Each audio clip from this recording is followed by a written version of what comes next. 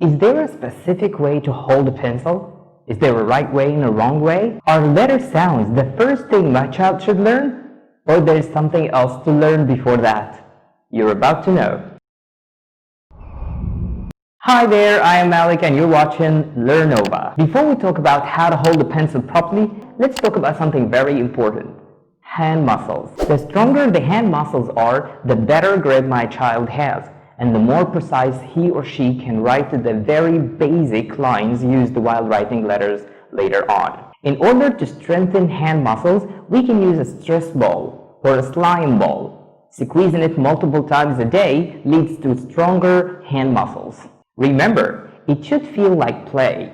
You can even challenge your child at home. Let's see who can squeeze it more. Or set a milestone, like squeezing it 20, 30, 40 times.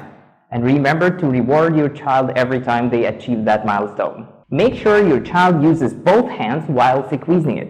Another effective way to strengthen hand muscles is using scissors to cut papers. Who doesn't like cut papers? Even adults like it. Have your child start cutting only one piece of paper at a time. Try piling up 2, 3, or even 4 pieces of paper together to make things a little bit harder for your child. The more your child practices, the stronger his hand muscles become. Unlike practicing for reading and writing skills in the future, this kind of practice doesn't come to an end. You can practice for as long as you wish, for a day, a week, or even a month. This sort of practice should go on a daily basis, but for maximum 10 minutes a day. Now, how to properly hold a pencil? We're not saying there's only one way.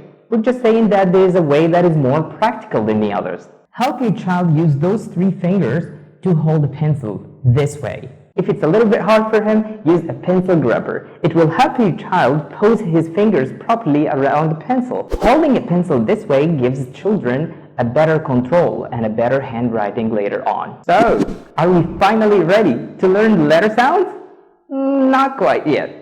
We prefer to start writing the most basic lines used in writing alphabet letters. The more skilled your child is at writing these basic lines, the quicker he or she will learn writing the letters later on. You may finish a whole copybook practicing writing one single line. Practicing writing these lines shouldn't end by the time we practice writing the letters in our next video. Your child should keep practicing them for as long as it takes to master them and be able to write them at a quick pace. First of all, we're going to use a 4-lines sheet. The first shape we're going to practice today is a standing line. There is a long one and a short one. The long one usually goes from the first line to the third line, or from the second one to the fourth one, this way.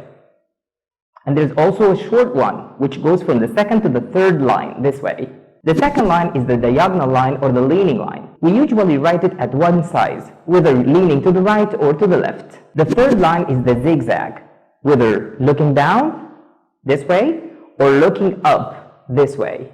In the beginning, we're going to write separate shapes without connecting them together. And later on, we can write them connected. The fourth shape is the dashes. We usually write them on the second and the third line. They are just the usual ones.